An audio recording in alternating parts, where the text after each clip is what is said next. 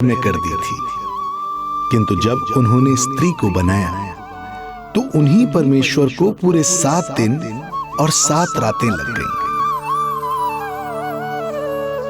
क्योंकि उन्हें स्त्री के व्यक्तित्व में मां बनने की अद्भुत क्षमता का निर्माण करना था,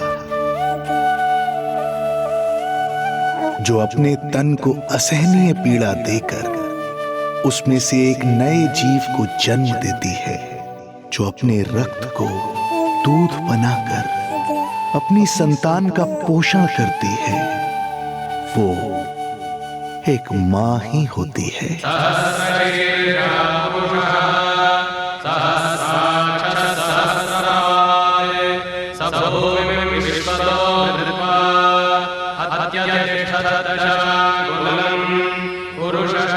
स्वयं भगवान श्री विष्णु भी मां की इस ममता से दूर ना रह पाए, विवश हो गए धरती पर अवतार लेने के लिए।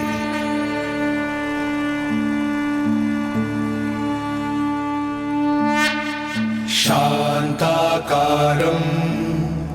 भुजगशयनं पद्मनाभं सुरेशं विश्वाधारं गगनसदृशं मेघवर्णं शुभांगं लक्ष्मीकान्तं कमलनयनं योगी वीरध्यानगम्यं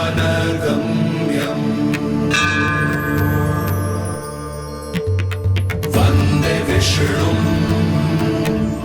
भवभयहरं सर्वलोकैकनाथं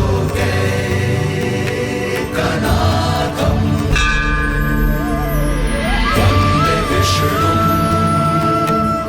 भवभयहरं सर्वलोकैकनाथम्।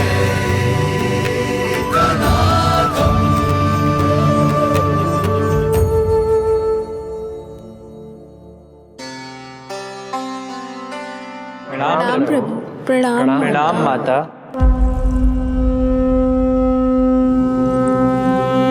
माता, प्रभु, दुष्कंस के अत्याचार दिन पर दिन बढ़ते ही जा रहे हैं। पृथ्वी की शांति नष्ट हो रही है प्रभु, और मैं देवराज इंद्र होकर भी कुछ नहीं कर पा रहा हूँ। आपके प्रताप से मैं भूमि अनंत काल से समस्त विश्व का भार उठा रही हूँ, किंतु प्रभु अब दुष्टता इतनी बढ़ चुकी है कि मैं सहन नहीं कर पा रही हूँ। अब दया कीजिए प्रभु, इससे पहले कि मैं बुराई के इस असीम भार के नीचे दबकर ब्रह्मांड की अतल गहराइयों में खो जाऊं। मेरी सहायता कीजिए प्रभु। आंखें खोलिए प्रभु, आंखें खोलिए।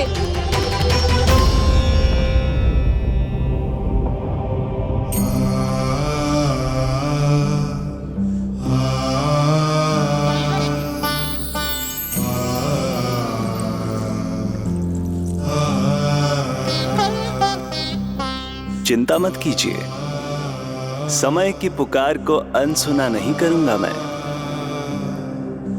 मैं आप सबका कष्ट हरूंगा। मैं अवश्य अवतार लूंगा, मैं अवश्य अवतार लूंगा, मैं अवश्य अवतार लूंगा। श्री कृष्ण के रूप में, श्री कृष्ण के रूप में, श्री कृष्ण के रूप में।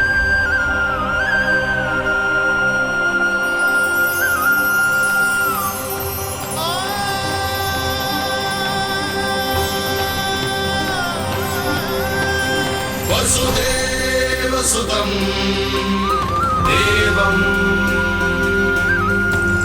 कंसचाणूरमर्दनम्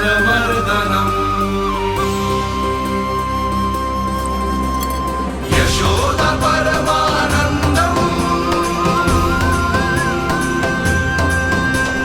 कृष्णं वन्दे जगद्गुरुं, कृष्णं वन्दे जगद्गुरुम्। वसुदेवसुतं देवं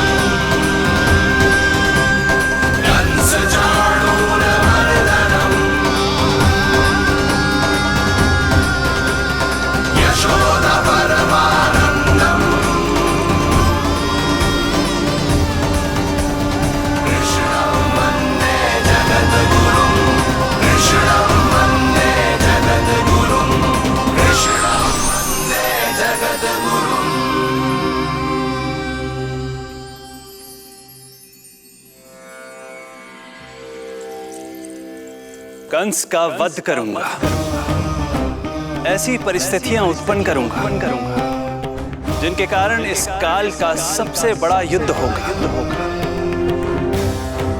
कुरुक्षेत्र के मैदान में मैं सभी अत्याचारियों को एक साथ समाप्त करूंगा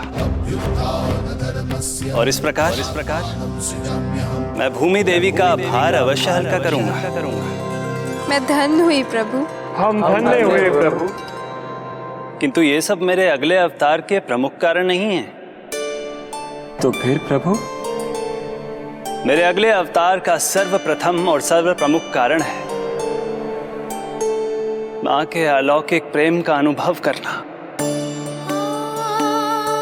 मैं मां की ममता के सभी रूपों का आनंद लेना चाहता हूं। उसके हाथों से भोजन करना, उसके अंग से लिपट जाना, लोरियां सुनना, संसार के सभी संकटों से सुरक्षित उसकी गोद में सोना, उसे मां मां कहकर पुकारना, सांसारिक विषयों के बारे में उससे जानना,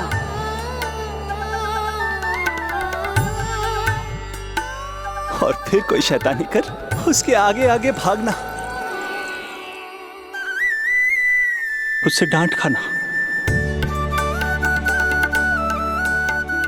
और फिर उसे मनाने के लिए क्षमा मांगना।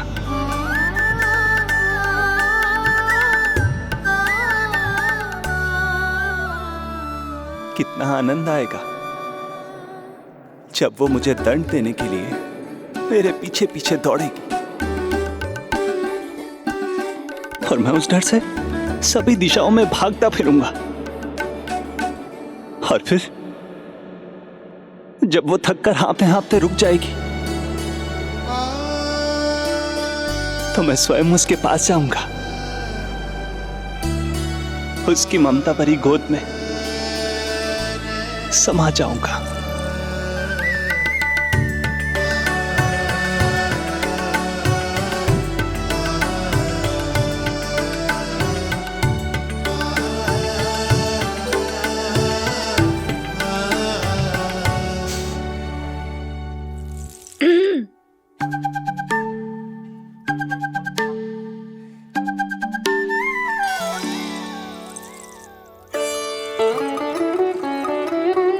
प्रभु, एक प्रश्न है। माँ और संतान के अद्भुत रिश्ते के इस आनंद को आप किसके साथ अनुभव करना चाहते हैं?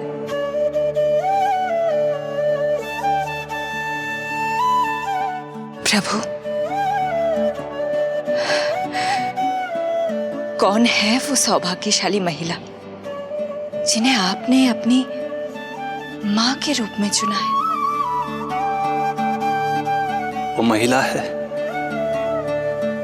यशोदा। यशोदा।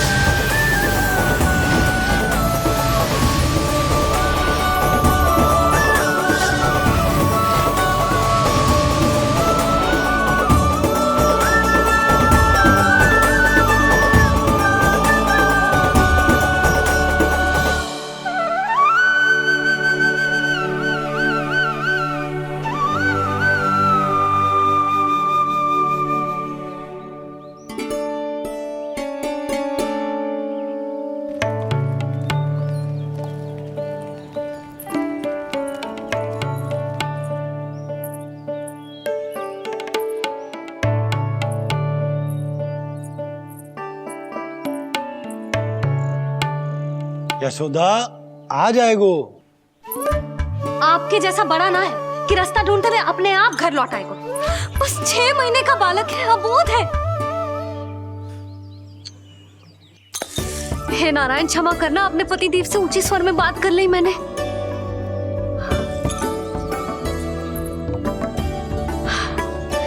किसी को भी बुद्धि ना है पूरे गोकुल में के नंद जी का बालक खो गयो है, सुबह सुबह घर से भाग गयो है। किसी को ना पड़ी है कि उसे ढूंढे लेकर आए। यही सम्मान देते हैं वे गोकुल के राजा को। हे भगवान, ना जाने मेरा बच्चा कहाँ होगो, कैसा होगो। कितना समय हो गया है, अब तक तो भूख भी लगी आई होगी उसे। आप क्यों रुक गए? आप खाओ। हाँ हाँ, आप खाओ, आनंद से खाओ। आपको तो कुछ चिंता ही ना है। माँ ही तड़पती है अपनी संतान के लिए।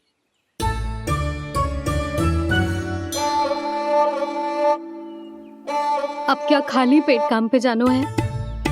क्या कहेंगे सब कि यशोदा अपने पति को भूखा रखे? ना ना, आप खाओ, खाओ ना।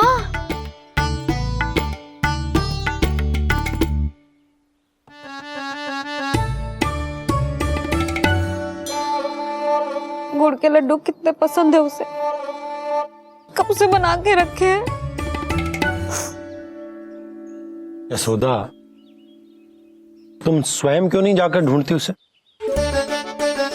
लड्डू भी खिला दियो और घर वापस भी ले आएंगे। जाओ, शीघ्र जाओ।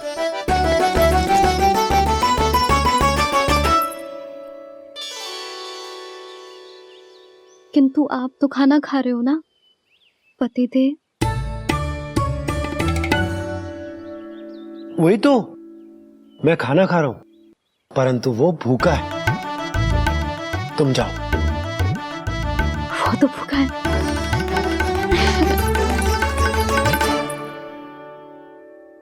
ये बनेंगी श्री हरि के अगले अवतार की माँ।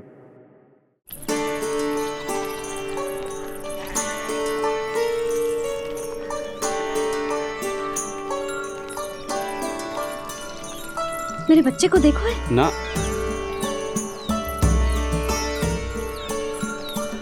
काकी, मेरे बच्चे को देखो है।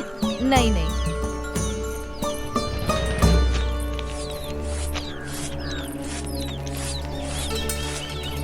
सुमति, मेरे बच्चे को देखो है क्या कहीं? नहीं तो। ना देखो। जानकी, प्रभावती, मेरे बच्चे को देखो है कहीं?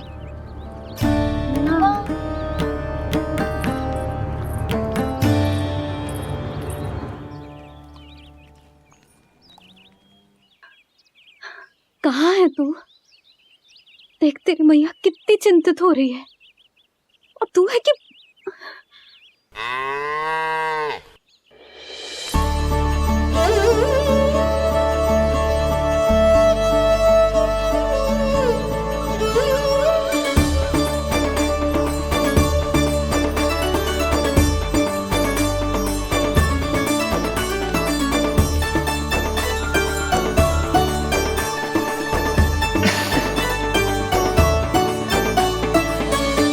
हाँ, अभी तक मैया यशोदा का लाडला यही है, 6 माह का बछड़ा।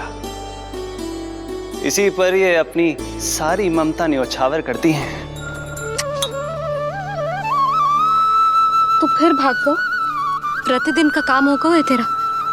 मैंने कही थी ना, मेरे बिना, अपनी मैया के बिना कहीं ना जानो है। ये संसार कितना भयानक है, कुछ मालूम है तुझे? दुष्ट भरे पड़े चारों ओर। वाह, दुनिया की अनोखी मैया और उसका अनोखा बालक, जो कि बालक है ही ना, गाय का बछड़ा है।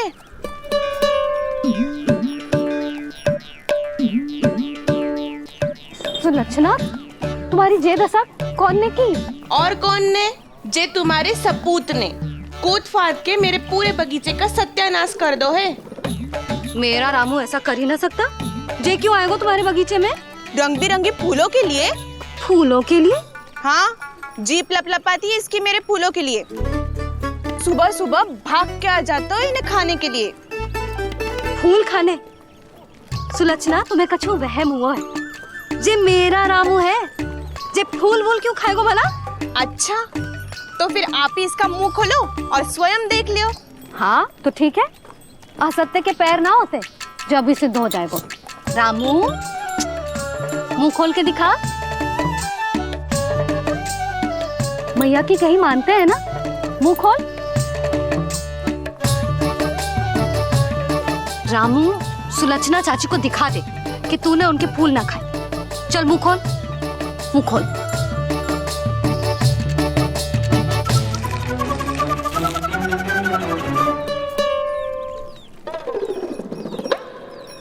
हाँ हाँ देख लो, इसने कछु ना खाया है।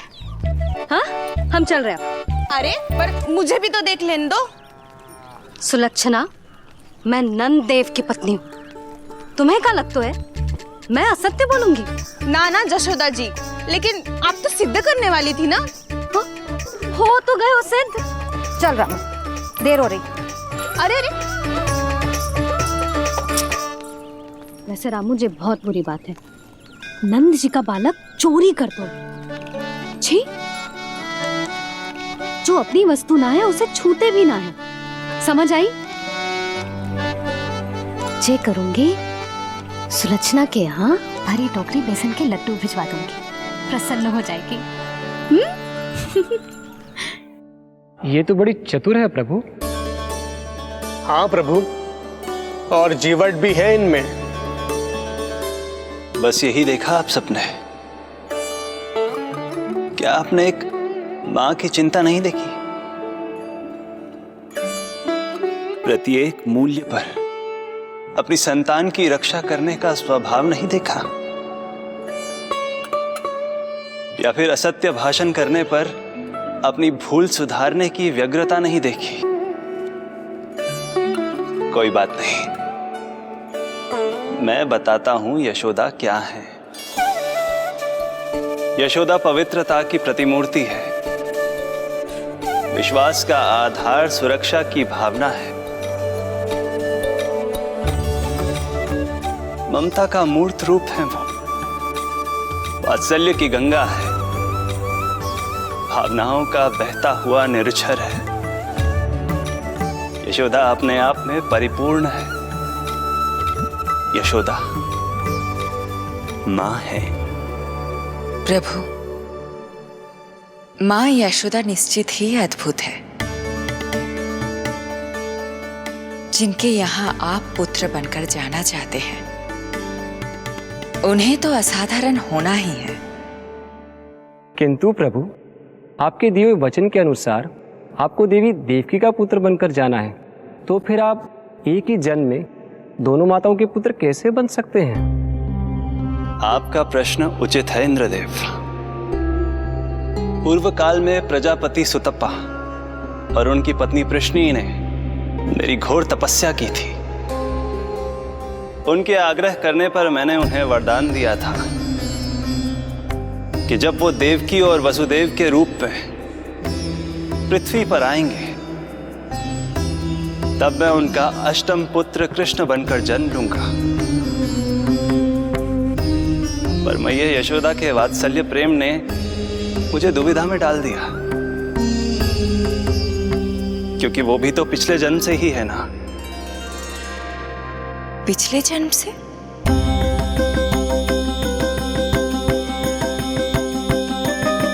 पिछले जन्म में मैया यशोदा 8 वसुओं में से एक श्री द्रोण की पत्नी धरा थी।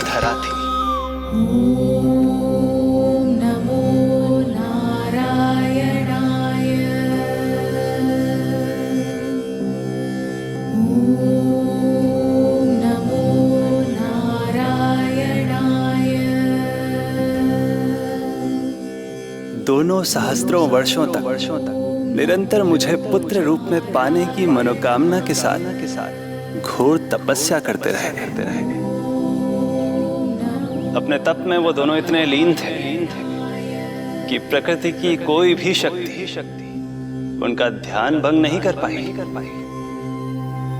किंतु फिर एक दिन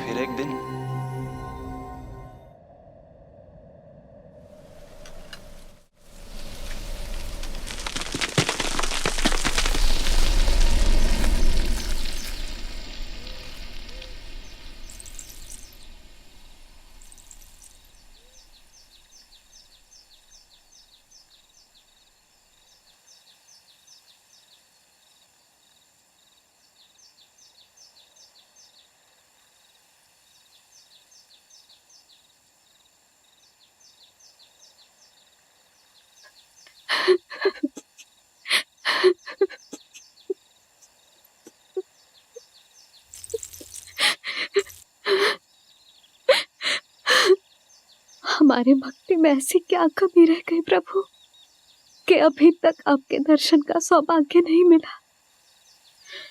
अब तो सैकड़ों वर्ष बीत गए हैं आपका सुमिरन करते हुए।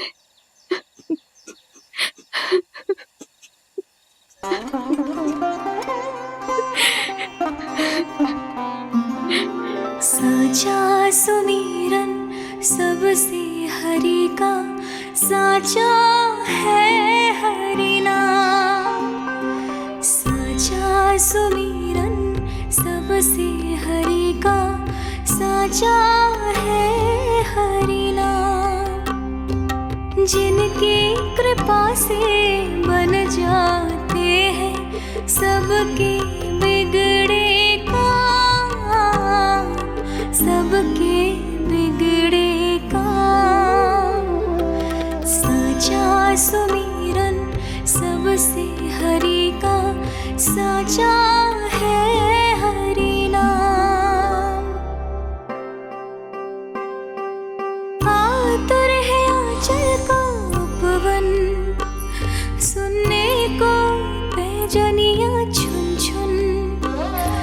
मधुर मधुर तुतलाती बोली, खेले संग संग आँख में चोली। मेरे मुख पे भी दे दो प्रभु ममता भरी मुस्कान। साचा सुमिरन सबसे हरि का, साचा है हरि नाम। भक्त बिना भगवान है जैसे, माता बिन संतान के वैसे।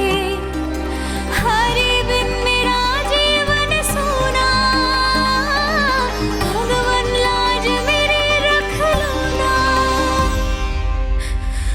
भगवान लाज मेरी रख लो ना।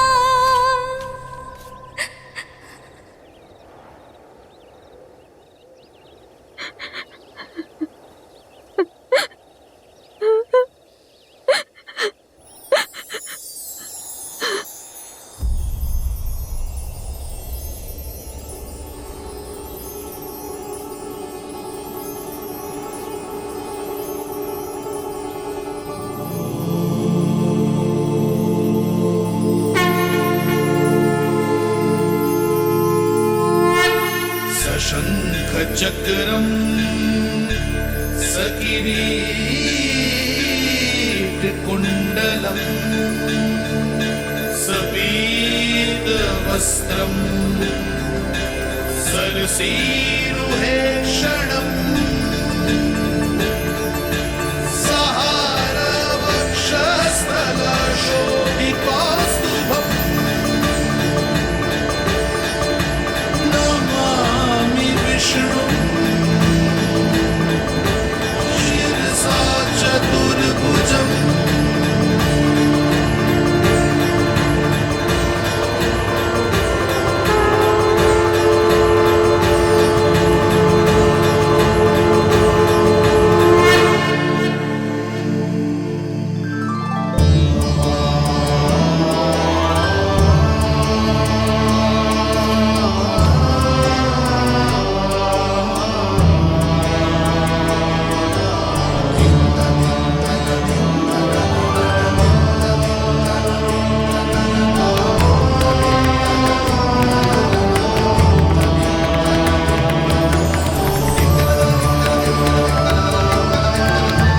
कहिए कहिए, क्या वरदान पाना चाहते हैं आप? प्रभु, हम आपकी सेवा करना चाहते हैं, परंतु भक्त की भांति नहीं, अभी तो माता पिता के समान। आपका एक पुत्र के रूप में पालन पोषण करें। आप हमें माँ पिता के भांति प्रेम दें और हम आप पर अपनी ममता न्योछावर कर सकें। बस इतनी ही इच्छा है प्रभु। आपकी इच्छा पूर्ण होगी। मैं आपकी संतान के रूप में अवश्य आऊंगा, किंतु उसके लिए आपको मेरे अगले अवतार के बाद एक और अवतार की प्रतीक्षा करनी होगी, क्योंकि अगले जन्म के लिए मैं पहले ही ये वरदान माता देवकी को दे चुका हूं। प्रभु, किसी भी जन्म में आपको अपने पुत्र के रूप में पाना मेरा सौभाग्य होगा, किंतु मेरी ममता मेरे वश में नहीं है। प्रभु, आप साक्षात मेरे सामने खड़े हैं, किंतु मेरे नेत्र आपके इस दिव्य चतुर्भुज रूप को नहीं देख पा रहे। इन्हें तो आप अभी से बाल रूप में दिखाई दे रहे हैं। मेरे भीतर उमड़ती ममता की ज्वार का अनुभव कीजिए प्रभु। केवल कल्पना मात्र से मेरा वक्ष स्थल दूध से भराया है। ये गोद तरसने लगी है, मन अभी से लोरिया गाने लगा है। मेरे इस अनुरोध को स्वीकार कीजिए प्रभु, कृपा करें। इस माँ से और प्रतीक्षा ना करवाए प्रभु, और प्रतीक्षा ना करवाए। उस पल माता धरा की ममता भरी भक्ति और प्रेम भाव को देखकर मेरे मुख से भी वो शब्द निकल ही पड़ा जिसे एक बच्चा पहली बार बोलना सीखता है, माँ।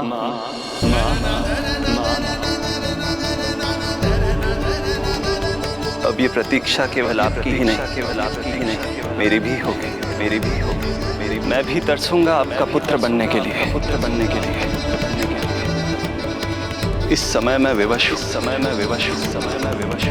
किंतु मैं आपको वचन देता हूँ, मैं आपकी संतान बनकर अवश्य आऊंगा, प्रभु,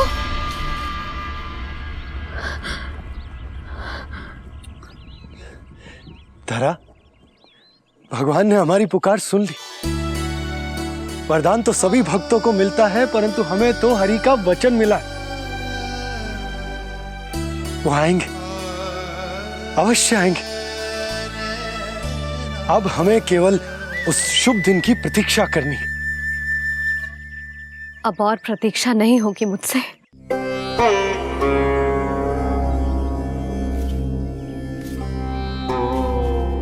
हमने सहस्त्रों वर्षों तक तपस्या की, ये समझ लो कि वो तपस्या अभी शेष नहीं। श्री हरि को अपने सामने देखकर मेरी व्याकुलता का बांध टूट गया है। 2 जन्म बहुत बड़ा समय होता है स्वामी। अपने पुत्र के रूप में हरि को गोद में खिलाने के लिए अब मैं और 2 जन्मों तक प्रतीक्षा नहीं कर सकती।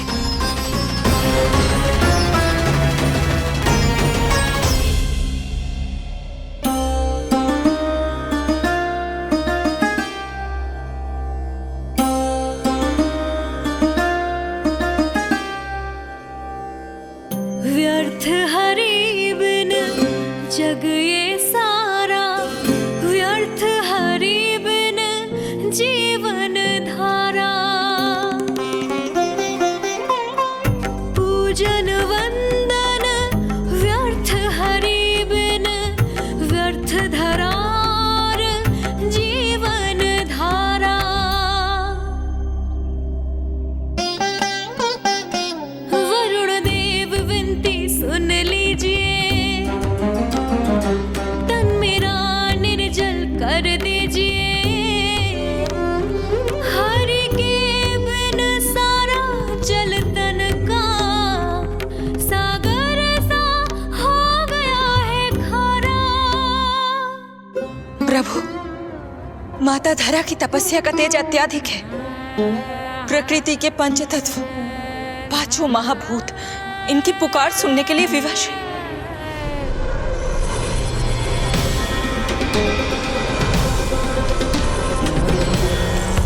धरा, प्रिय, ये क्या कर रही हो? रुक जाओ। जठराग्नि सब दूर ये कर दो, अग्नि देव मेरे ताप को हर लो। माता जो वंचित ममता से, जग में नहीं उसको कुछ प्यारा।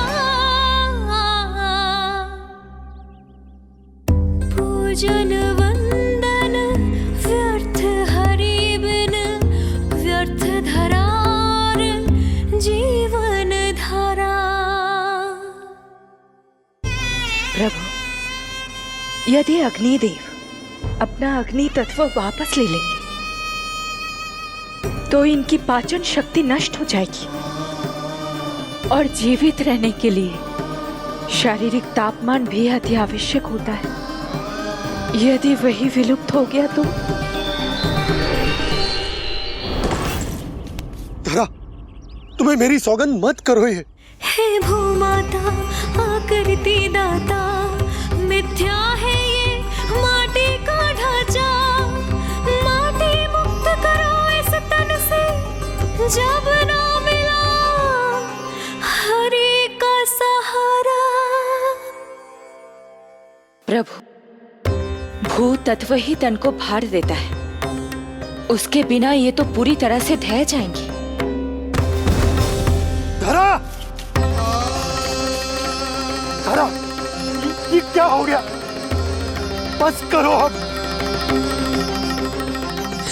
प्रभु, कुछ कीजिए। मैं संसार का संचालक हूं देवी।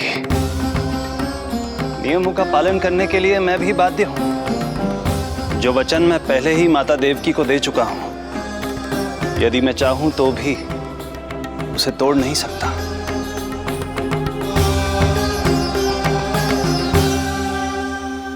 सुख लो आयु सब इस तन की, आस है जो ना शेष है मन की। वायु देव कृपा करो अब ये, रोक दो इन श्वासों की धारा।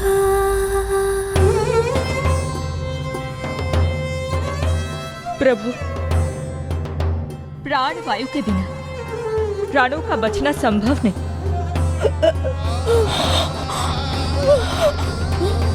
धरा, धरा, धरा, धरा, बस करो अब। क्या तुम अपनी सुध-बुध खो चुकी हो? तुम्हारे प्राणों में मेरे भी प्राण बसते हैं प्रिय। रुक जाओ। हे आकाश देव, तुमको मेरा अंतिम प्रणाम। अंतरात्मा लीन करो मेरी, लेके श्री हरि का नाम।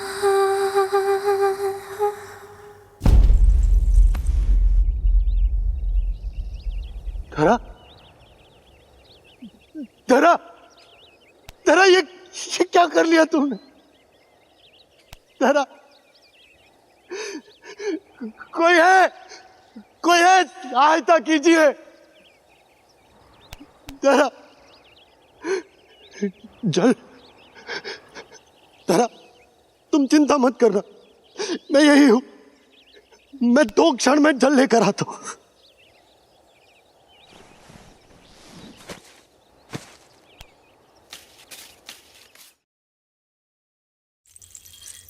प्रभु, आप नियमों से तो अवश्य बंधे हैं, परंतु आप लीलाओं के स्वामी हैं। कोई तो उपाय निकालिए। आपने इन्हें मां कहकर पुकारा है। मां की प्राण रक्षा पुत्र नहीं करेगा तो और कौन करेगा?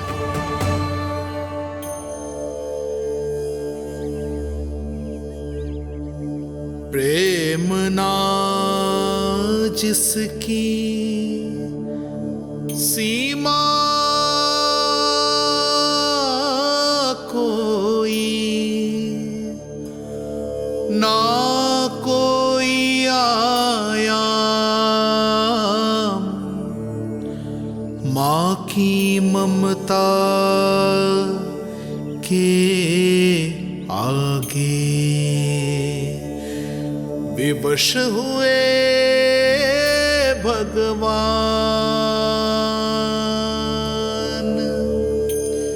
विवश हुए भगवान।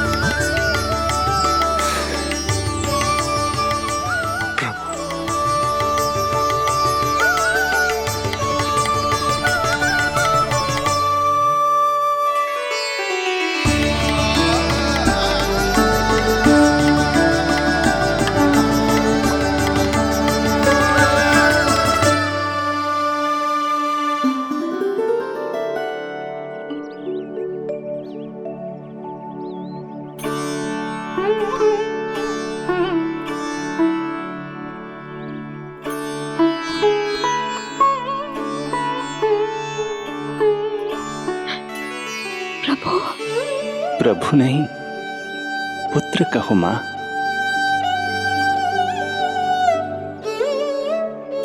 पुत्र, मेरा पुत्र, मेरा पुत्र।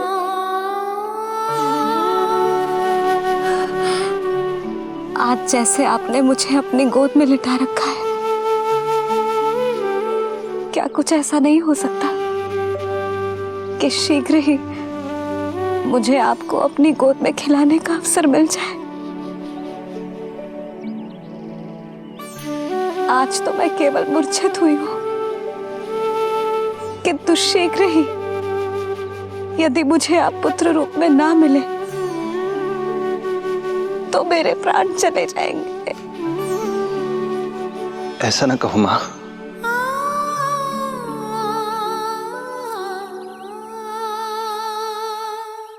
माता देवकी को मैं पहले ही वचन दे चुका हूं, इसलिए विधि के विधान के अनुसार मुझे उन्हीं का पुत्र बनकर जन्म लेना होगा।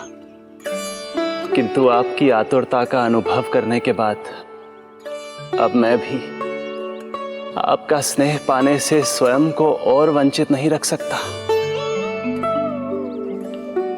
आपने वरदान मांगा था कि आप पुत्र की भांति मेरा पालन पोषण करना चाहती हैं, इसलिए यदि आप उचित समझे तो आप अगले जन्म में ही अपनी इच्छा पूर्ण कर सकती हैं। जिस आयु में संतान को अपनी मां की ममता के आंचल की आवश्यकता सबसे अधिक होती है, उस आयु में अर्थात अपने जन्म के प्रथम दिन से 10 वर्षों तक मैं आपके साथ रहूंगा।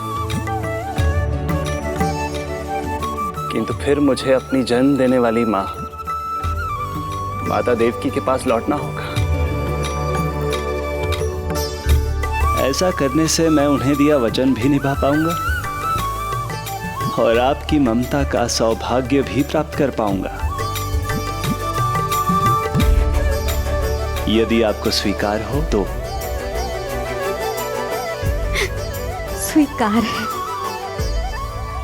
स्वीकार है प्रभु, सहर्ष स्वीकार है।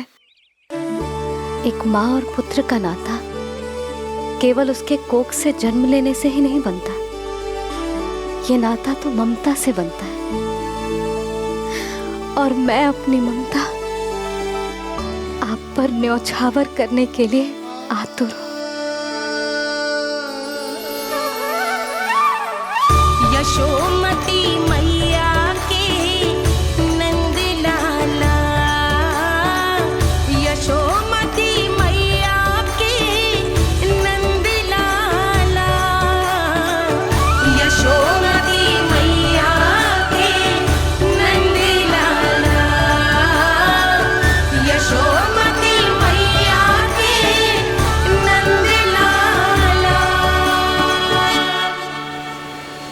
तो इस प्रकार परमपिता परमेश्वर श्री हरि विष्णु एक ही जन्म में दो दो माताओं का पुत्र बनने के लिए उत्साहित भी थे और भावुक भी।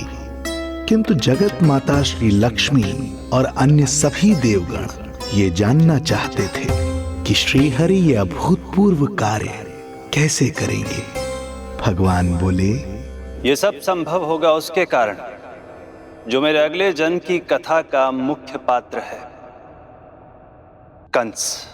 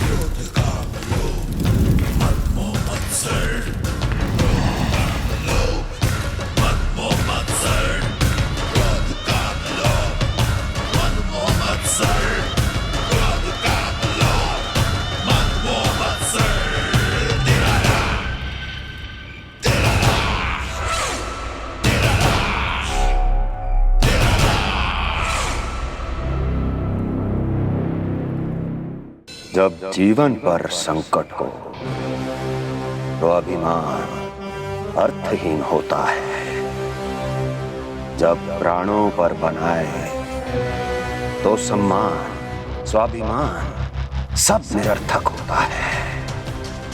इन व्यर्थ के मूल्यों को बीच में मत आने दो। और दया उसे तो बिल्कुल नहीं। मार डालो साधु संत ऋषि मुनि स्त्री वृद्ध, चाहे वो नवजात शिशु ही क्यों ना हो। किंतु हां, यदि शत्रु भारी पड़ने लगे, पराजय सामने दिखाई देने लगे, तो उसी क्षण शत्रु के पैर पकड़ लो और अपने प्राणों की भिक्षा मांग लो। अहंकार को आड़े मत आने दो। अग्निः शेषम ऋणः शेषम शत्रुः शेषम तथैव च पुनः पुनः प्रवर्धेत तस्मात् शेषम न कार्येत। अर्थात अग्नि की एक भी चिंगारी, ऋण की एक भी मुद्रा और शत्रु की एक भी संतान यदि शेष रह जाए तो शीघ्र ही विकराल रूप धारण कर सकती है। इन सब का समूल नाश ही एकमात्र उपाय है अपनी सुरक्षा का। इसलिए कहता हूं, साम दाम दंड भेद कोई भी युक्ति क्यों ना लगानी पड़े, शत्रु के प्राणों का हरण ही परम उद्देश्य होना चाहिए। छोड़ो मत, फिर चाहे वो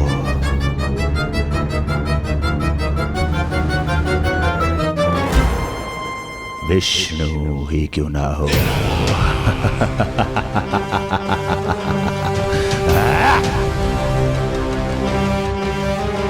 यही थी कंस की दिनचर्या।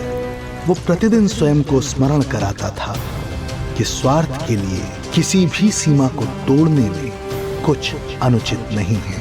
तभी तो राजगद्दी प्राप्त करने के लिए उसने अपने पिता महाराज उग्रसेन को भी नहीं छोड़ा था। पिताजी,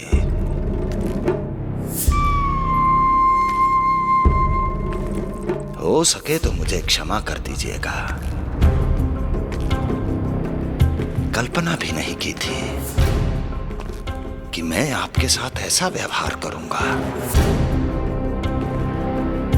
आपको प्रतीत हो रहा होगा कि मैं क्रूर हूं, स्वार्थ में अंधा हो गया हूं, किंतु मैं विवश हूं।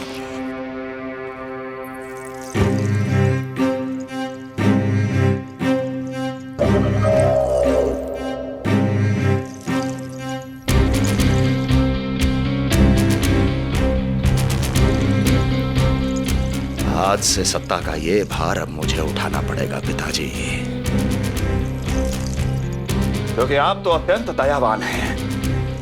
अपनी आवश्यकता से अधिक प्रेम आपको अपनी प्रजा से है, किंतु मैं ऐसा नहीं। मैं अपने शत्रुओं का काल हूं, तभी तो मेरे प्रति दुर्भावना रखने वाले मेरे सम्मुख आने से पहले थर थर कांपते हैं। इसलिए मथुरा का राज सिंहासन मेरे साथ अधिक सुरक्षित रहेगा, क्योंकि मैं आपसे अधिक उपयुक्त हूं पिताजी। मेरा विश्वास कीजिए। हृदय पर गोवर्धन पर्वत रखकर मुझे यह निर्णय लेना पड़ रहा है पिताजी।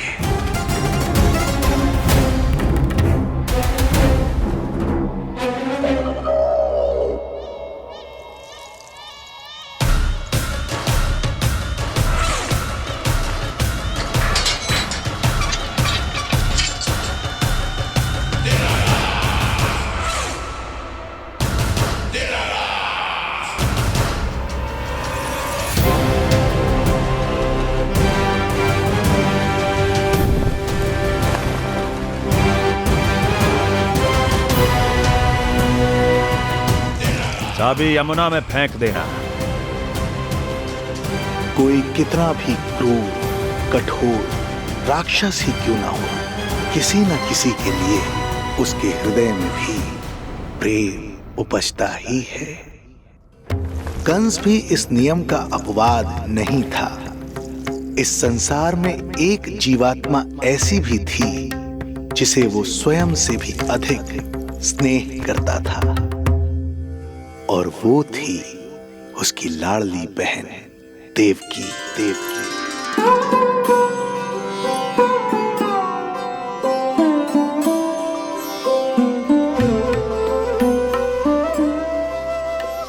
देवकी के लिए कंस एक राजा नहीं, मात्र भाई था, जो अपनी बहन की छोटी सी मुस्कुराहट के लिए आकाश पाताल एक कर सकता था।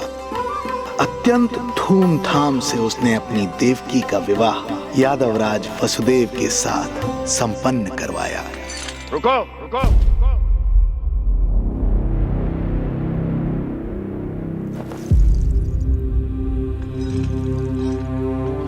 ये आप क्या कर रहे हैं? आप मथुरा नरेश हैं? नहीं कुंवर जी, आज मैं मात्र वो भाई हूं जो अपनी प्रिय बहन के साथ बस कुछ क्षण और व्यतीत करना चाहता है। कंस के हृदय में देवकी के लिए उमड़ता प्रेम का सागर तब अचानक सूख गया जब उसने ये आकाशवाणी सुनी। महापापी अत्याचारी कंस,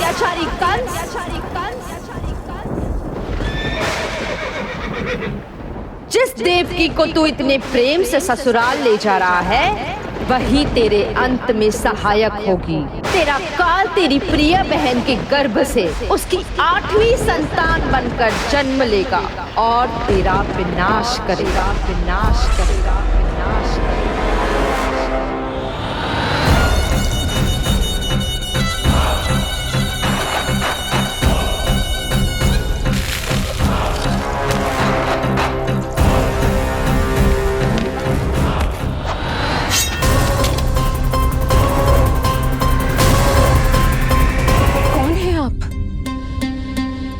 मुझे आपसे भय लग रहा है।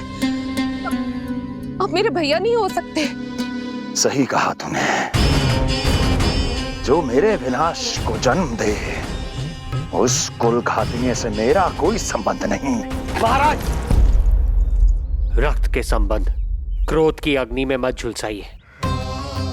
जिस बहन को आपने बचपन से आज तक इतना प्रेम दिया, क्या वो आपके विरुद्ध किसी षड्यंत्र में सहायक हो सकती है?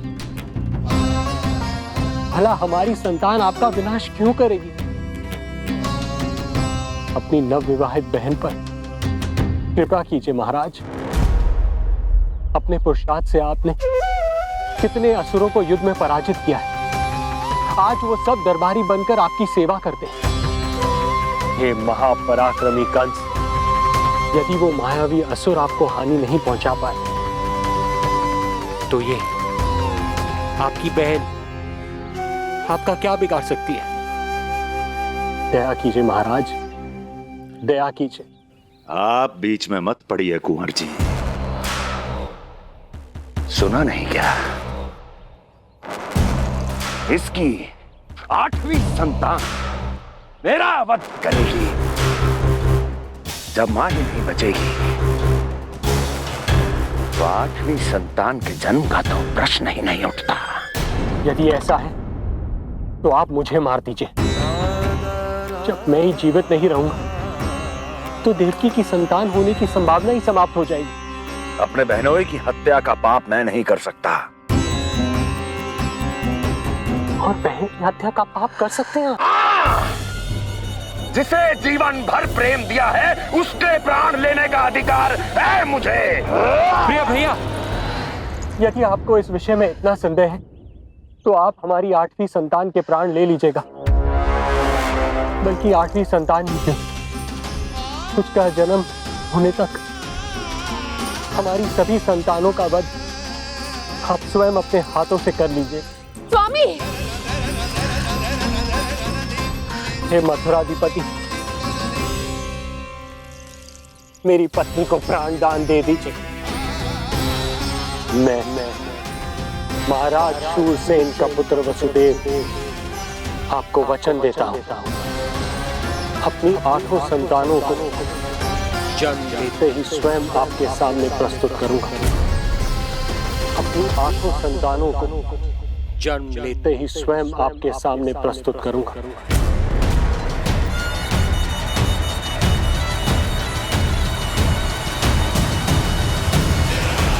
बधाई हो कुंवर जी, अपनी पत्नी के प्राण बचाने में आप सफल हुए। किंतु आपकी संतानें इतनी भाग्यशाली नहीं होंगी। वचन स्मरण रहे।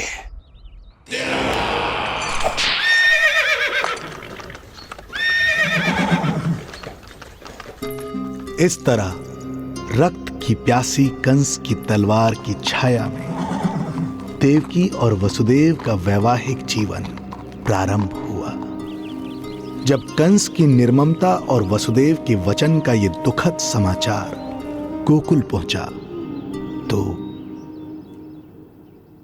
हे नारायण, अर्थात राजा वसुदेव यदि कंस के सामने गिड़गिड़ाते नहीं तो रानी देवकी के प्राण चले जाते।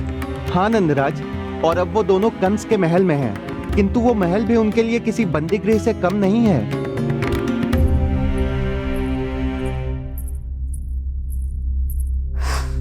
एक भाई अपनी बहन के साथ ऐसा करने की सोच भी कैसे सकता है?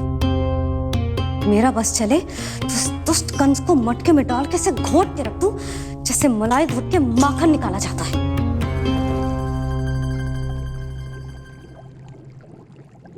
ना, माखन ना, जे कंस तो कीड़ा है। इसे तो पटक पटक के ऐसे मारना चाहिए जैसे कीड़ा निकालने के लिए धान के गट्ठर को पटका जाता है।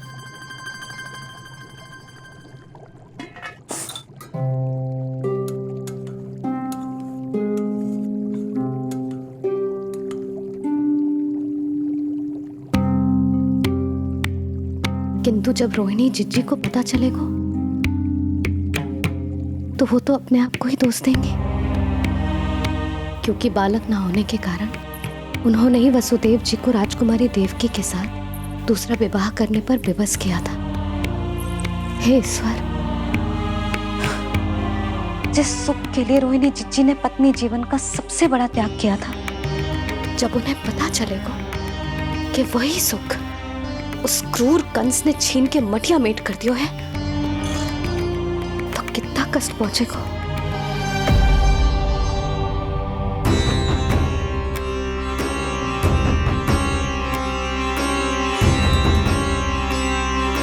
रोहिणी जीजी,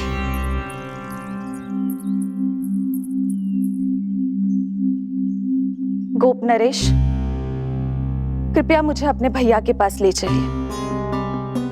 संकट के समय मुझे उनके साथ होना चाहिए। किंतु भाभी, पता चलो है वसुदेव भैया और देवकी भाभी कंस के महल में कड़े पहरे में रखे गए। पति पत्नी एक दूसरे का संबल होते हैं। कंस का पहरा कितना भी कष्टदायक क्यों ना हो, इस समय उन्हें और बहन देवकी को मेरी आवश्यकता है।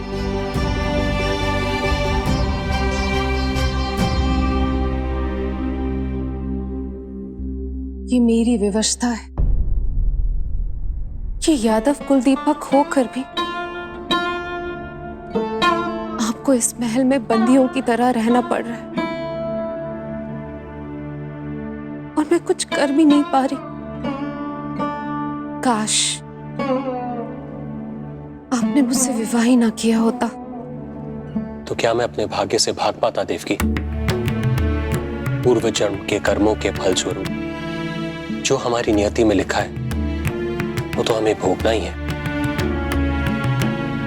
श्री हरि क्या करते हैं, कब और क्यों करते हैं, ये दुख हमारे जीवन में किस उद्देश्य से आए हैं, इन रहस्यों का पता लगा पाना हम मानवों के लिए संभव नहीं है देवकी।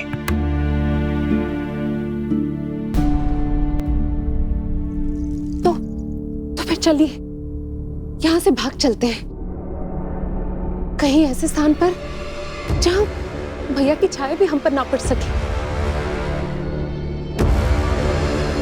नहीं प्रिय, कंस के गुप्तचरों की दृष्टि हम पर अवश्य होगी, और मैं ऐसा कोई कार्य नहीं कर सकता जिससे तुम्हारे जीवन पर कोई संकट आए।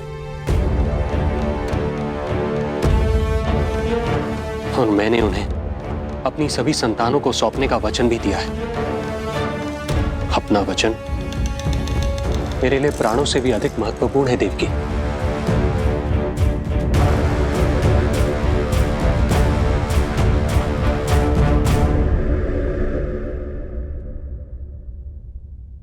राजन, राजकुमारी, गोकुल से रानी रोहिणी और गोपराज नंद पधारे हैं।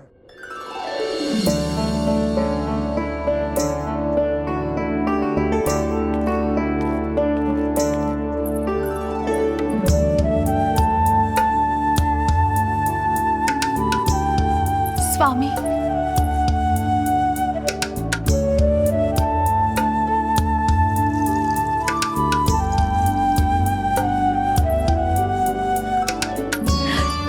बहन, दीदी,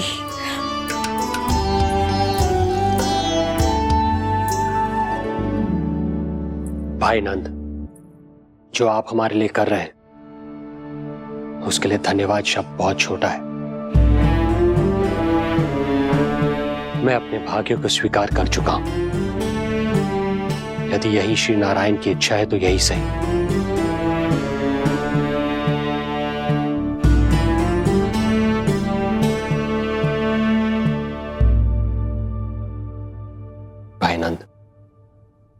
इस समय मथुरा का वातावरण अनुकूल नहीं है, आपको जाना चाहिए। यशोदा भाभी भी चिंतित हो रही होंगी, उनसे कहिएगा हम यहां सुरक्षित हैं अभी तक।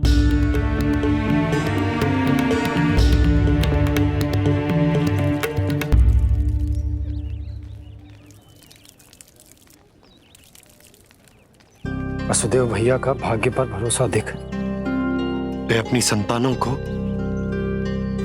कंस को अवश्य सौंपेंगे। हे ईश्वर, इतना कठोर वचन, जब इसे निभाने का कठिन समय आएगा तो कैसा अनुभव करेंगे वे? उनका हृदय तो चकनाचूर हो जाएगा।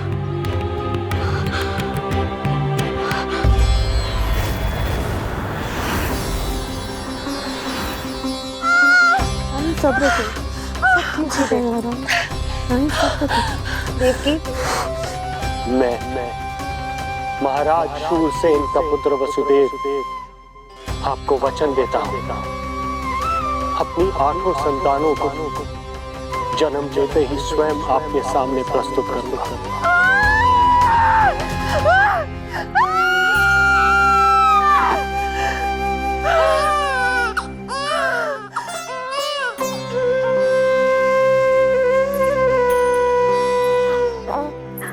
बधाई हो स्वामी, आपको पुत्र रत्न प्राप्त हुआ है।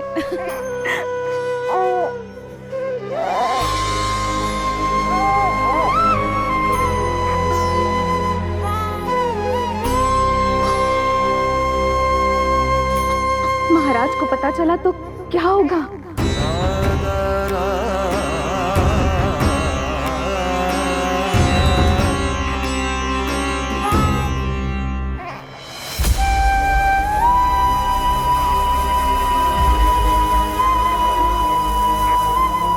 अपने पुत्र को इन हाथों में थामना। कितने वर्षों से इस पल की प्रतीक्षा कर रहा था मैं,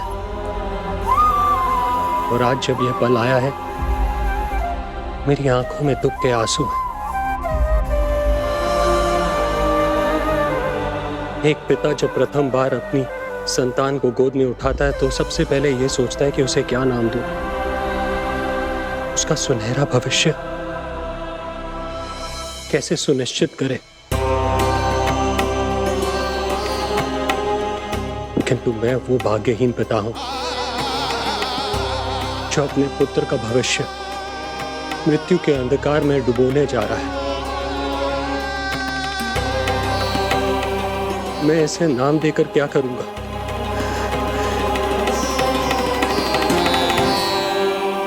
क्या आपके वचन का महत्व आपके पुत्र के प्राणों से अधिक है स्वामी?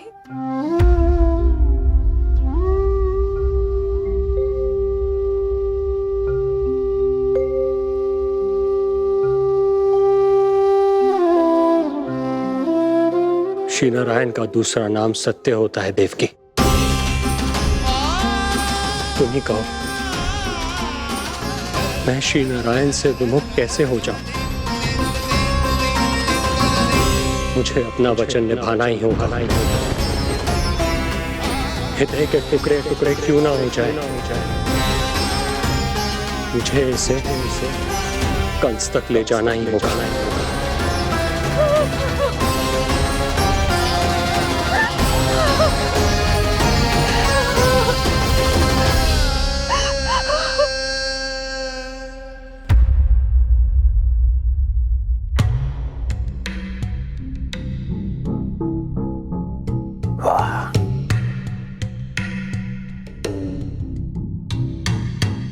इतना स्वादिष्ट भोजन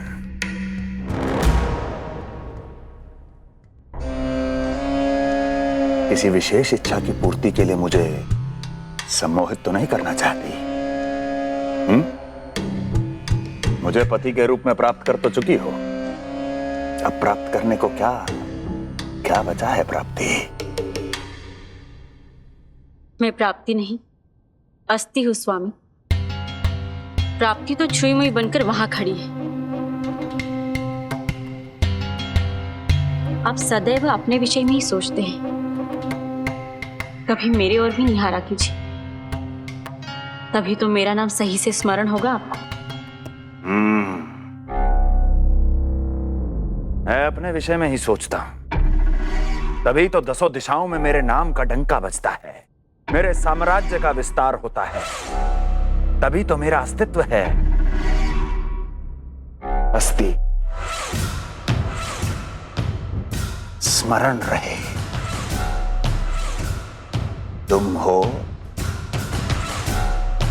क्योंकि मैं हूं।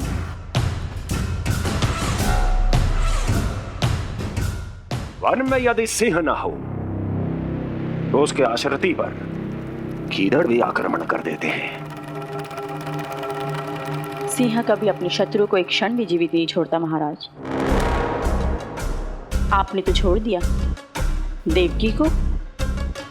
सिंह नहीं, आप वो गाय हैं जो अपनी कसाई से अथाह प्रेम करती है।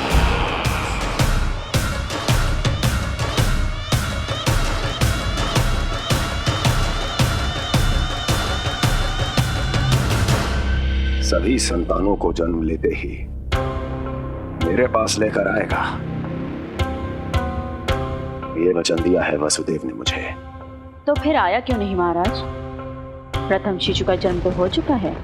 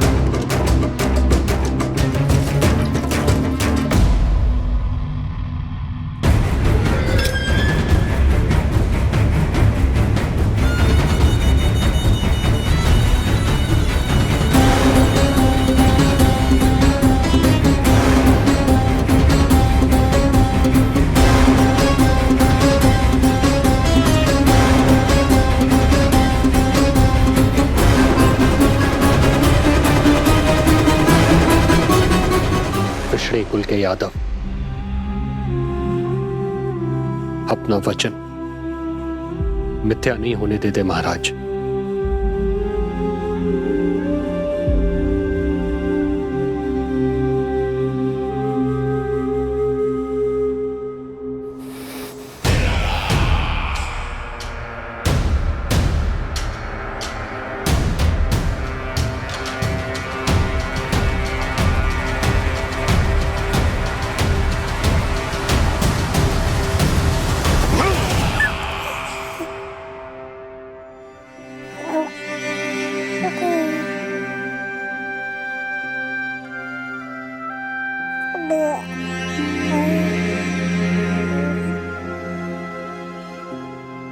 ये देवकी का पुत्र है, मेरी बहन जो मुझे प्रिय हुआ करती थी, उसका प्रथम पुत्र है ये, मेरा प्रथम भांजा।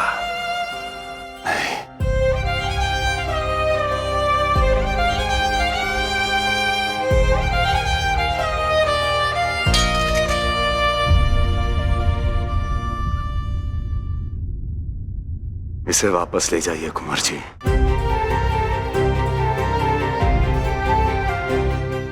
देवकी की प्रथम संतान से मुझे कोई संकट नहीं।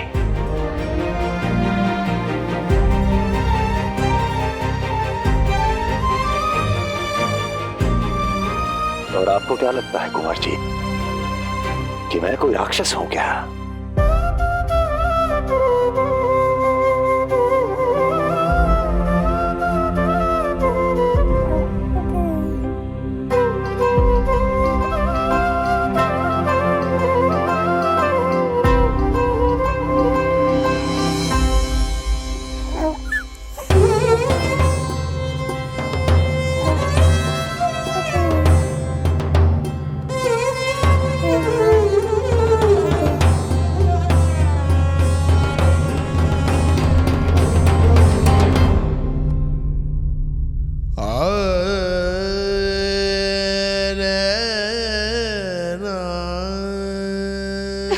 अपने गोद पे भी नहीं उठा पाई थी दीदी।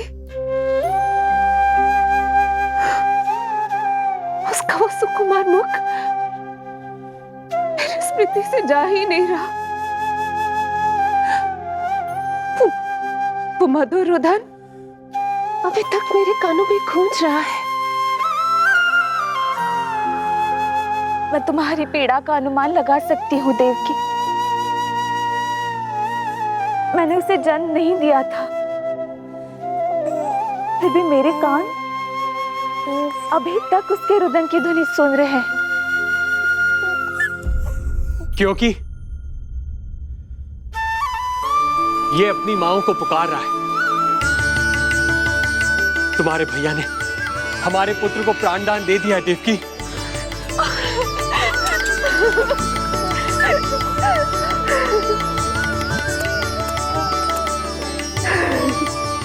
स्वामी, अब अपने पुत्र का नामकरण कीजिए। इसे ऐसा नाम दीजिए कि इसका भविष्य यश और कीर्ति से परिपूर्ण हो। कीर्तिमान कीर्तिमान होगा इसका नाम।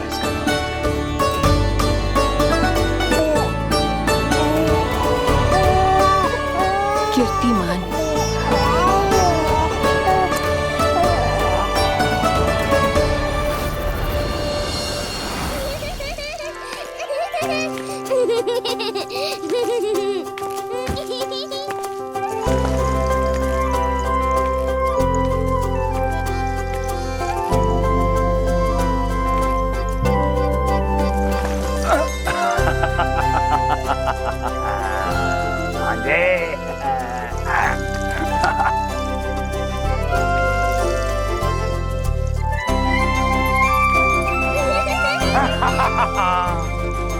भांजे भांजे, मामा से बचना असंभव है।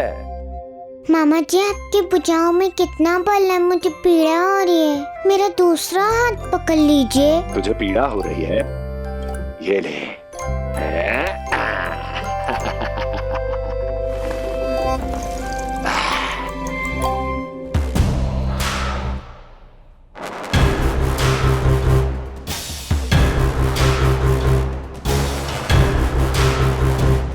नारायण नारायण। मामा जी मूर्ख बन गए, मामा जी मूर्ख बन गए, मामा जी मूर्ख बन गए। इतना दुस्साहस! जा खेल। अब मामा जो है देवर्षि के साथ मंत्रणा करेंगे। जा खेल।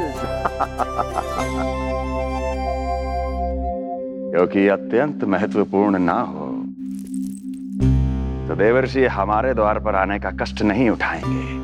कहिए देवर्षि, कैसे आना हुआ?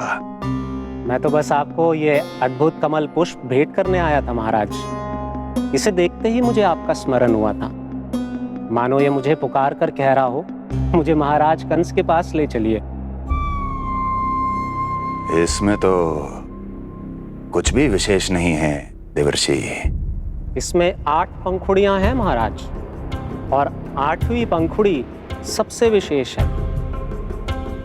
यदि विश्वास न हो तो आप स्वयं गिनकर देख लीजिए। आप मेरा उपहास कर रहे हैं देवर्षि। आप गिनिए तो सही महाराज। 1 2 3 4 5 6 7 8। क्या आप निश्चित रूप से कह सकते हैं कि यही 8वीं पंखुड़ी है? विचार कीजिए महाराज।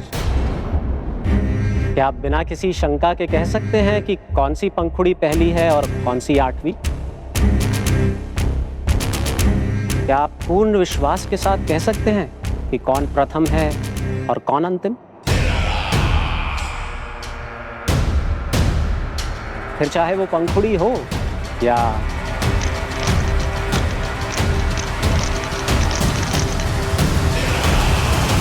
सावधान करने के लिए धन्यवाद देवर्षि। कंस के साथ धोखा करने वाले को अति भीषण दंड मिलेगा। भविष्य में ऐसी कल्पना मात्र से ही मेरे शत्रु भय से कांप उठेंगे। मथुरा नरेश, मैं तो मात्र पंखुड़ियों की बात कर रहा था। यदि आपने कुछ और समझ लिया है तो उसका उत्तरदायित्व मेरा नहीं है। नारायण नारायण।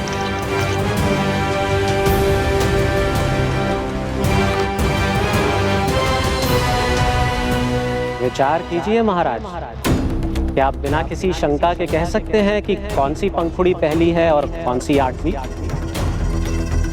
क्या आप पूर्ण विश्वास के साथ कह सकते हैं कि कौन प्रथम है और कौन अंतिम? फिर चाहे वो पंखुड़ी हो या... मामा जी मूर्ख बन गए, मामा जी मूर्ख बन गए, मामा जी मूर्ख बन गए, मामा जी मूर्ख बन गए।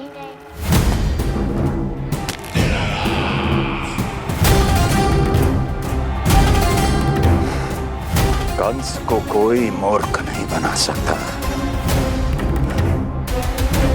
कीर्तिमान।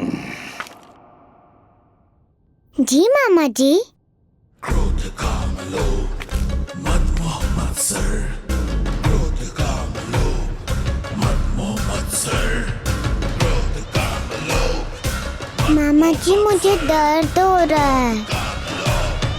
मद मोह मत्सर, क्रोध काम लोभ मद मोह मत्सर। स्वामी, ये कीर्तिमान के लिए कैसा लग रहा है? ये लीजिए स्वामी।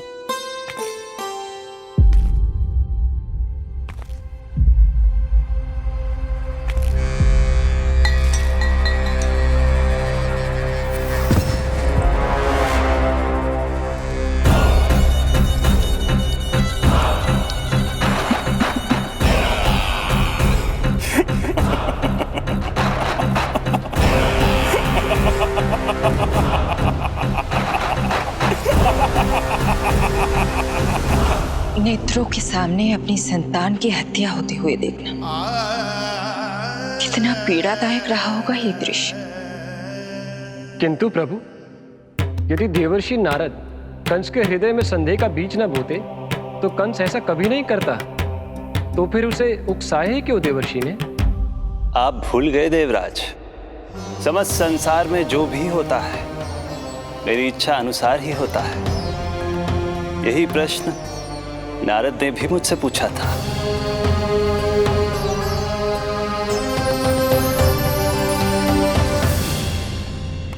नारायण नारायण।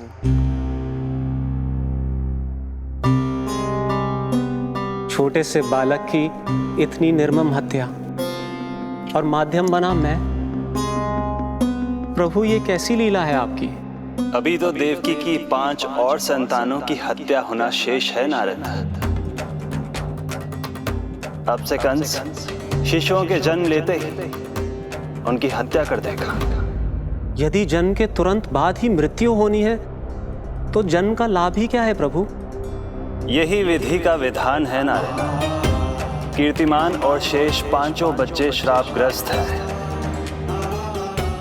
जन्म के कर्मों के अनुसार अल्पायु होना उनकी नियति है। उनकी मृत्यु के बाद ही शेषनाग के अंश के रूप में बलराम और मेरे अंश के रूप में श्री कृष्ण का अवतार संभव होगा। नारायण नारायण।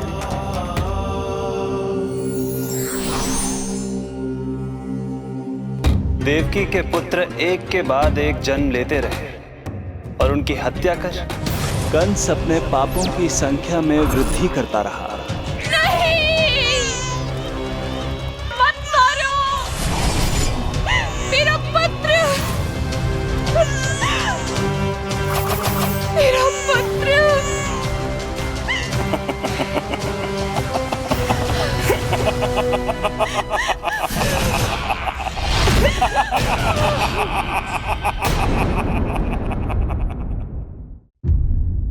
अब उसकी क्रूरता की कथा ऐसे मोड़ पर आ पहुंची जहां से वापसी असंभव है, क्योंकि अभी अभी उसने देवकी के छठे पुत्र का वध कर दिया है। हे प्रभु, कितना दुर्दांत है ये कंस। किंतु एक ही जन्म में एक साथ 2 माताओं का पुत्र बनने में उसने आपकी सहायता कैसे की प्रभु?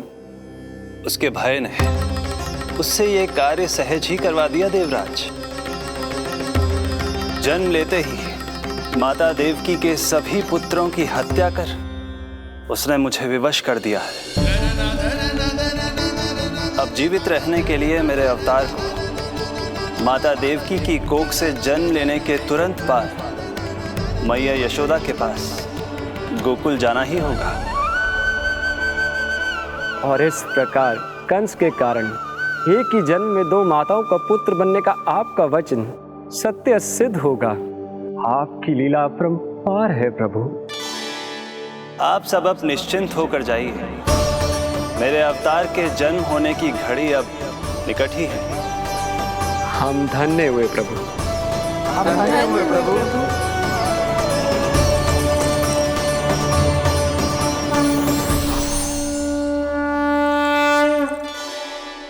मुझे तो अभी से मैया यशोदा के साथ आपको खेलते हुए देखने की उत्सुकता हो रही है। उनकी प्रवृत्ति कितनी निराली है। क्रोध ना करूं तो क्या करूं? देखिए इसकी सतानी, फिर चला गया सुलक्षणा के बगीचे में फूल खाने। और आपको तो पता है ना सुलक्षणा का, इतनी सी त्रुटि हो जाए पूरे गांव में बखान करने में कोई कमी ना रखती। और यह कि अरे जब ग्वालिनों को पता चलेगा तो क्या कहेंगी? यही ना कि जसोदा अपने बच्चे को खाना ना देती, भूखा रखे है। सुनो जी, मैं तो कहती हूँ अब ब्याह करा देते इसका। अब वो ही ध्यान रखेगी इसका। केवल पत्नी सुधार सकती है तुझे। तुम इसके बारे में बात कर रही हो कि मेरे बारे में? नहीं, वैसे सारे गोकुल वाले यही कहते हैं कि हमारे घर पर तुम्हारा ही राज चलता है। हे नारायण, ये परिहास की बात है क्या? मैं इतना दबा के रखती हूँ क्या आपको? यशोदा, हास की बात थी। रामू के कारण मुंह से निकल गई। तुझसे तो मैं बात ही ना करूंगी। कर अपने मन की।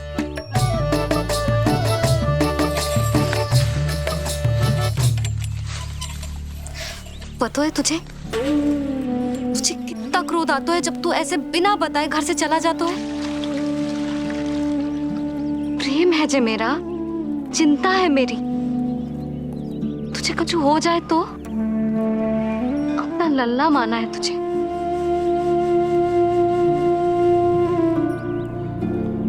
मेरे भाग्य में तो आमन्ना लिखो ही ना है।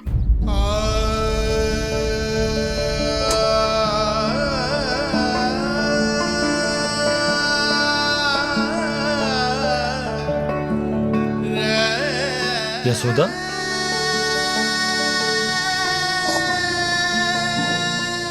आपको पता है जब मैं छोटी थी इसके जैसी चंचल थी।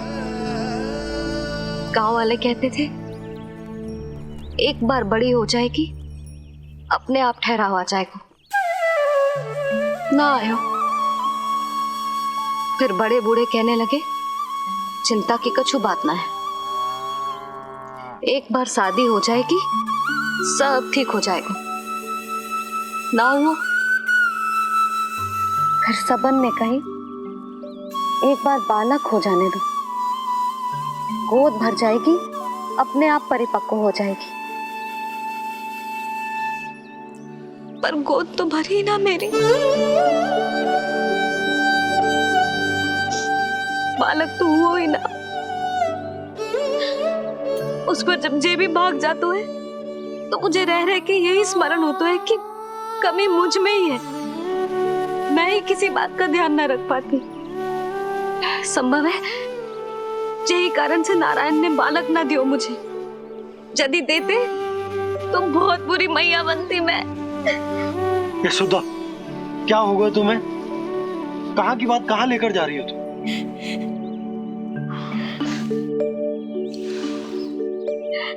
बालक अवश्य होगा हमें, और बहुत अच्छी मैया बनोगी तुम। बस नारायण सही समय की प्रतीक्षा कर रहे हैं। मेरी तो ना सुन रहे बे। आप ही कह दियो उनसे अब और प्रतीक्षा ना होगी मुझसे।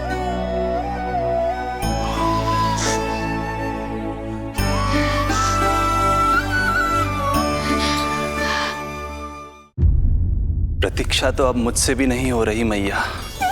तो फिर मैया की इच्छा पूरी कीजिए प्रभु। जिस क्षण की प्रतीक्षा मुझे इतने वर्षों से थी, बस अब वो निकट है।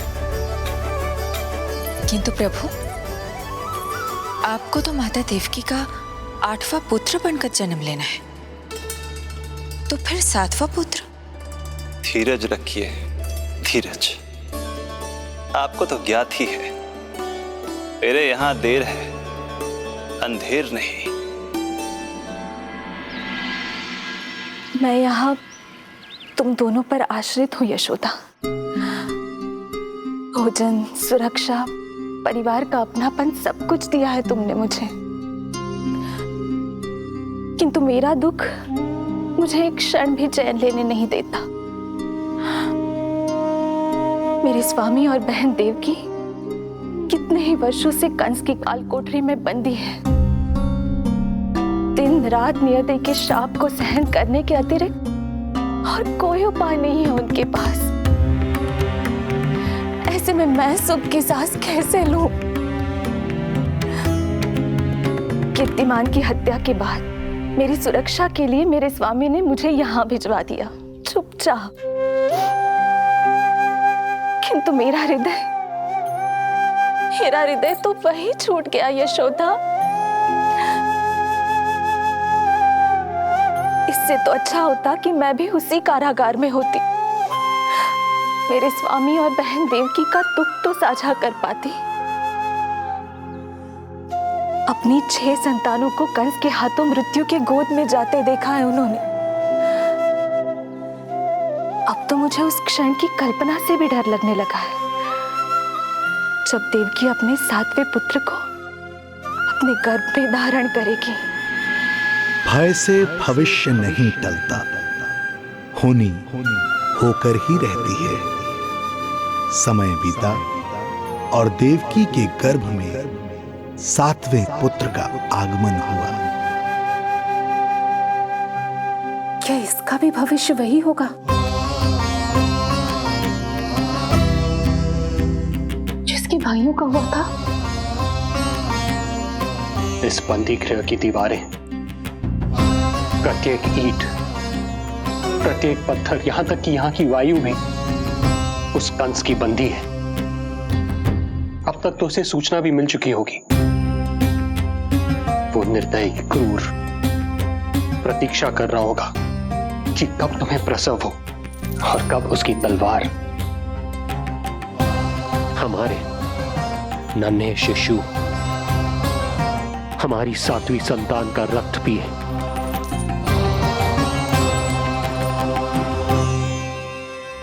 दुर्जन, तुम देवकी की कालकोठरी के बाहर स्वयं उपस्थित रहोगे, प्रत्येक पल 8वां प्रहर। जैसे ही शिशु पहली श्वास ले, तुम मुझे सूचित करोगे। अवश्य महाराज, आज्ञा दें।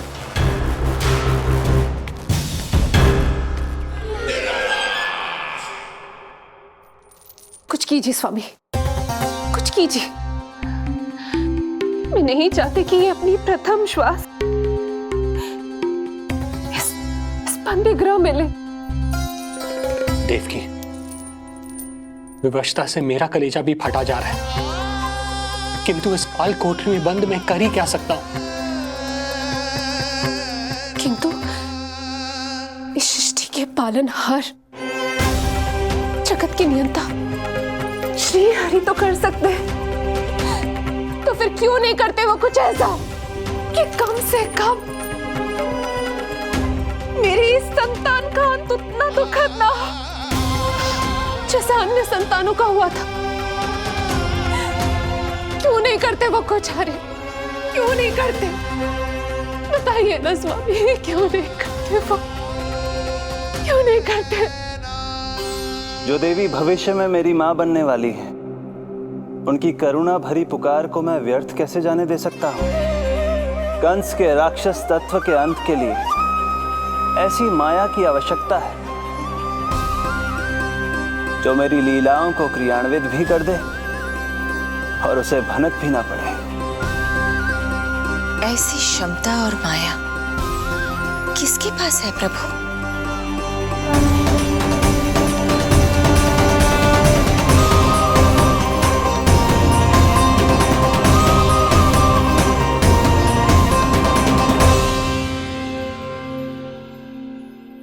ओम नमो आकर्षिणी ज्वाला मालिनी, ओम नमो भगवती क्लेशनाशिनी।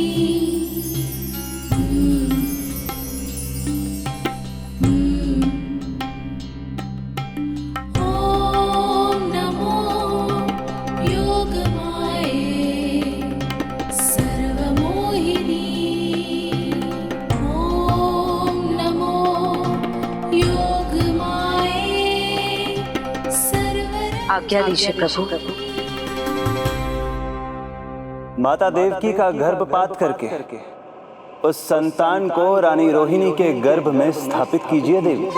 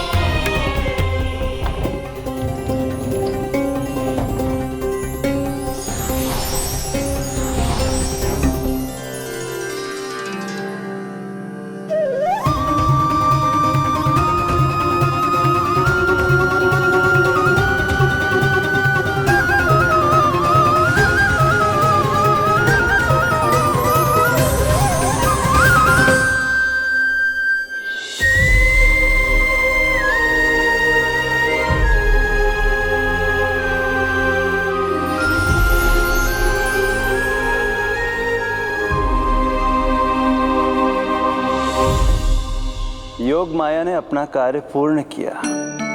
सुबह सूर्य की रश्मियां देवी रोहिणी को ऐसा संदेश सुनाएंगी जिसे सुनकर वो प्रसन्नता से झूम उठेंगी।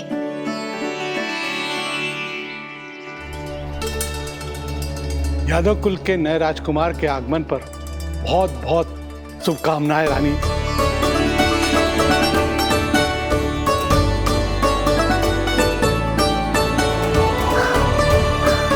यशोदा, मैं माँ बनने वाली हूँ। यशोदा, सुना तुमने? चिच्ची, मैं माँ बनने वाली हूँ। मैं माँ बनने वाली हूँ यशोदा। मैं अरे संभाल के जीजी चित्कार कर रही हो। बधाई हो जीजी, बधाई हो, बहुत बहुत बधाई हो।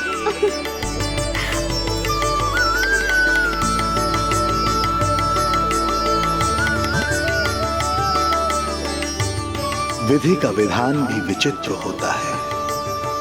रोहिणी, जिनका ये पुत्र नहीं है, वो प्रसन्न है, किंतु देवकी, जिनका ये पुत्र है, वो व्याकुल है।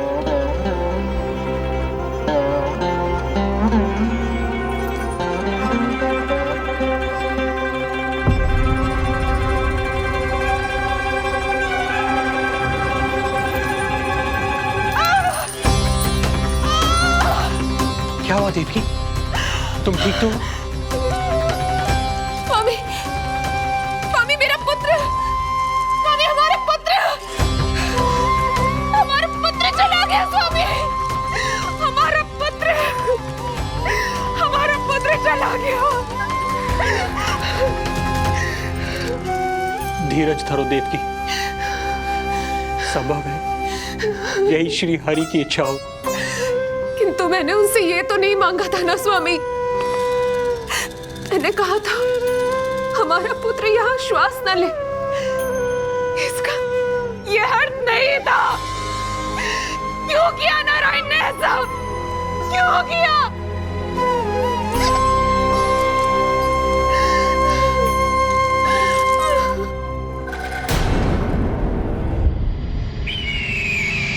तो ये सत्य है महाराज, राजकुमारी देवकी का गर्भपात हो गया है। बच गया वो शिशु। किंतु यदि मेरे हाथों उसकी मृत्यु होती तो अधिक कष्ट होता उसे। सुख में समय पंख लगाकर उड़ता है। शीघ्र ही रोहिणी के प्रसव का दिन आ पहुंचा और उसने एक स्वस्थ और सुंदर बालक को जन्म दिया।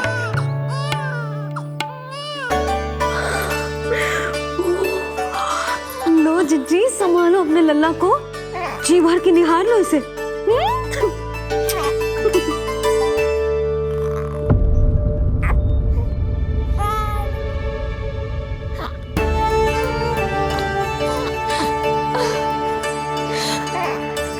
मेरा पुत्र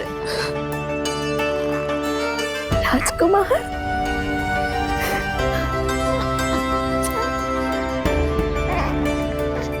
अच्छा जीजी, मैं तनिक इनको भी सूचना देकर आती हूँ। वसुदेव भैया तक भी तुझे शुभ समाचार पहुंचाना है। राजकुमार कौन है?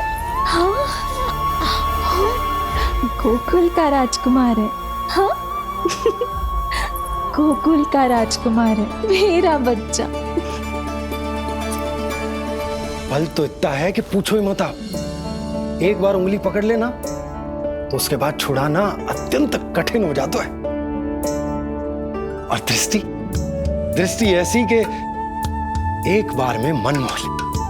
भगवान श्री राम की भांति सबको प्रसन्न रखतो है। बस तो फिर उसका नाम बल राम रखना। तो फिर उसका नाम बल राम रखना। देवकी, बधाई हो, तुम छोटी मां बन गई। भैया, आप दोनों कछु चिंता न करियो। बलराम का लालन पालन मेरा उत्तरदायित्व है। उसे कछु कमी ना होने दूंगा मैं।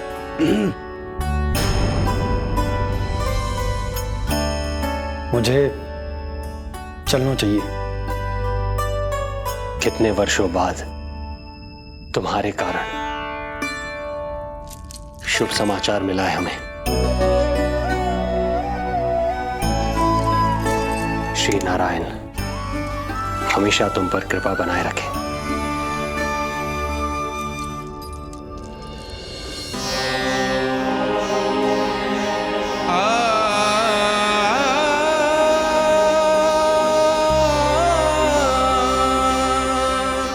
आपको बहुत बहुत बधाई हो स्वामी।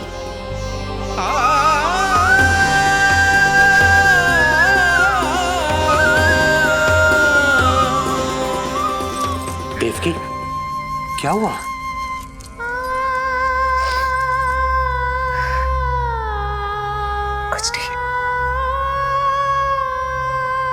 रोहिणी दीदी ने हमको वो सुख दे दिया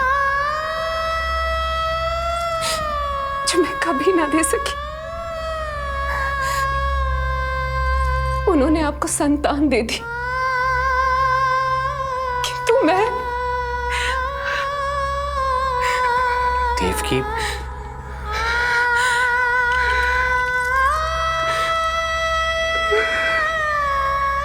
इस समय जो व्यथा माता देवकी की है वही पीड़ा माता यशोदा की भी है। माता देवकी की ममता अपनी सभी संतानों को खोने की वेदना से त्रस्त है, तो माता यशोदा की ममता संतान ना होने के संताप में झुलस रही है। सत्य कहा देवी, मुझे आभास हो रहा है मैया यशोदा का हृदय मुझे अपनी गोद में खिलाने के लिए कितना व्याकुल है। सच्ची श्रीहरि, सच्ची मैं प्रसन्न हूं मैं कि आपके आशीर्वाद से रोहिणी जी को इतना प्यारा लल्ला हुआ है। पर मुझसे क्या त्रुटि हुई नारायण? मुझे क्यों न दियो आपने लल्ला? मुझसे क्या त्रुटि हुई नारायण? मुझे क्यों न दियो आपने लल्ला?